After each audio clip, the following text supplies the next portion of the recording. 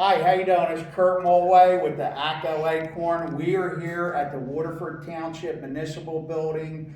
We're here with Lt. Dave D'amico of the Waterford Township Police, and we're here to interview him about the newest member of the Waterford Township Police Department, Echo, the comfort dog.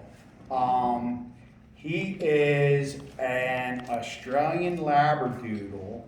And the reason they got him that type of breed was because he's hypoallergenic, friendly, doesn't shed, and has a common sense, which is going to help him in the job. Lt. D'amico, can you tell us how this all came about? Yeah, so in the beginning of the year, I saw a news piece in reference to a police department up in North Jersey was adopting a dog that was in a shelter. And they came up with the idea that if they adopted the dog, it would be good for the community to deal with victims of sort of trauma, incidents of trauma, officers who may be experiencing trauma while they're working, and just basically come back to the police department, decompress, and have that comforting feeling of a canine in-house. In-house, right. And so he's already did his first assignment. He did actually. He over the weekend we had a little boy in town who was struck by a vehicle, and there was basically a perfect scenario for Echo to go and meet the little boy and who experienced this traumatic event. Yeah. And he went over there, and we felt that the mission was accomplished. The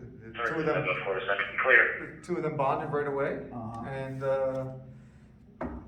they brought a smile to the little boy's face. Wow, that's great. That is really terrific. Basically, in the future, how do you plan to utilize Echo? So right now, Echo stays here Monday through Friday, 8 to 4, and he hangs out in the main office with his favorite officer, who's Joey Deanna, who's our records clerk. And he hangs out underneath her chair probably about 4 to 5 hours a day, and he rests underneath her chair. Sometimes during the day he'll go over and he'll spend time in the tax office and the clerk's office. Some days he's going out in the car with the chief and drove around and visited businesses. And in the future we plan on using him, probably in a couple more weeks he'll be living here full time. And we're going to use them in Memorial Day Parade. We're going to use them at the schools probably next year with our SROs in the school district. In the morning, we dropped off and participate in some activities in the classrooms. And, National Night Out, our Adopt a Cop events, and Coffee with a Cop, things like that. Yeah, that's nice. That's nice. And what's his diet like? So he eats 3 times a day, breakfast, lunch, and dinner, very regimented, 7 a.m., 1 p.m., and then 7 p.m. And he eats a Purina blend for puppies. And he tends to eat some milk bones throughout the day. What's his favorite snack? If you're wearing open shoe toes or you don't have socks on, he tends to snack on your toes. He's a toe snacker. So his favorite toys? So he's got one favorite toy here, who's Cookie Monster. No? Not gonna come get it? Okay. Not today.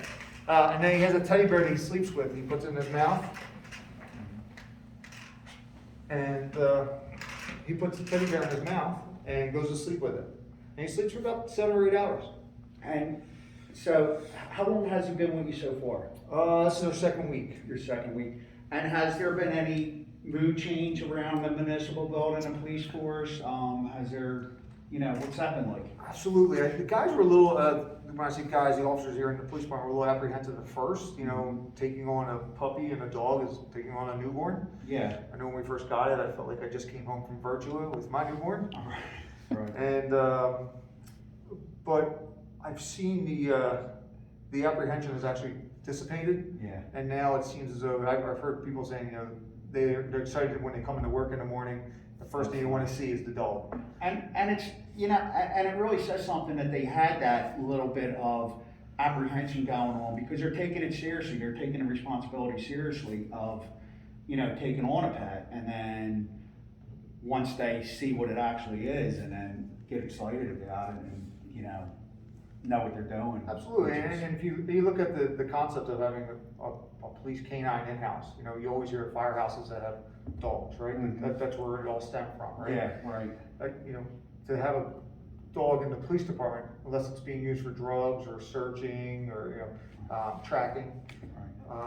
or for patrol, that's really, that was the only concept of having a dog at all, right, for a police department. Yeah. Now that, you know, thinking outside the box here, you know, we had probably 8 officers out there the other night that were investigating the boy who was struck by the car. Yeah. You know, and that led down a rabbit trail trying Yeah. to, you know, Well, there's a lot of moving parts to that. So, you know, knowing that they could come back here, Yeah. remove themselves from that element, to see the dog, to decompress. We actually had we had a crisis intervention team reach out to us and thought that it was a great idea. We also had a breeder of Labradoodles in Oregon contacted the people who donated the dog to us and said that they were going to donate to a police department out in Oregon.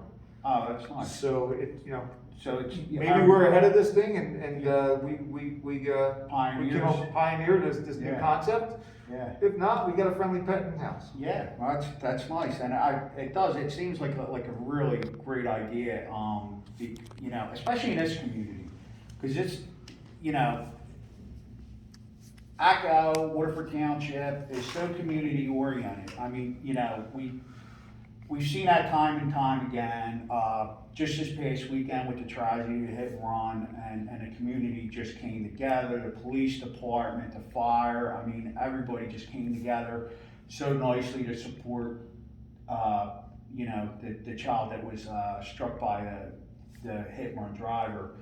And so I mean, it does seem like the perfect complement.